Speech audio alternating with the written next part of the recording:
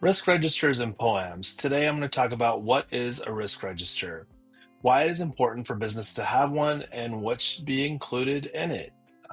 There's so many things to look at when we talk about risk registers, but specifically, a risk register is a risk log or a risk assessment register. It's a structured document sort of used to identify, assess, prioritize, and manage risks that could impact a project, organization, or business strategy. It serves as a central repository for tracking risks, their potential impact, likelihood, mitigation strategies, and ownership.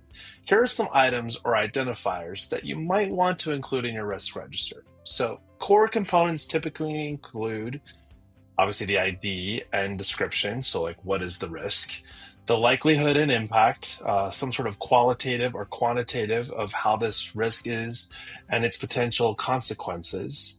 And then we get into things like who the risk owner is, what's the mitigation strategy, what category does it fall under, like strategic, operational, compliance, financial, etc. So, and then the last one would probably be status and updates. So, current state of the risk and any changes that you might expect over time. So, some context and usage within the GTA Cybersecurity Trust Mark.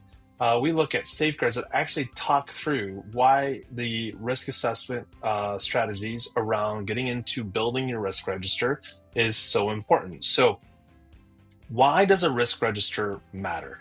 It promotes transparency and accountability. It enables proactive risk management.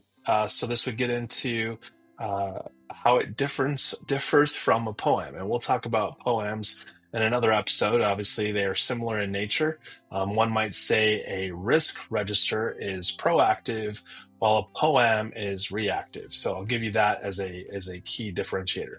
Again, it provides transparency and accountability. It enables proactive risk management. It supports compliance with frameworks like CMMC and, oh yeah, the Trustmark. And then last but not least, it helps align business objectives with cybersecurity strategy. So that's kind of in a nutshell what a risk register is. And I think that you will find that if you're working through a security risk assessment or a risk assessment of any kind, that you will find leveraging a risk register is extremely helpful, not just for you and your own organization, but as you work with your clients to help them understand what would happen if some of these things were to get exploited, having not been remediated. So until next time, thanks for joining me today.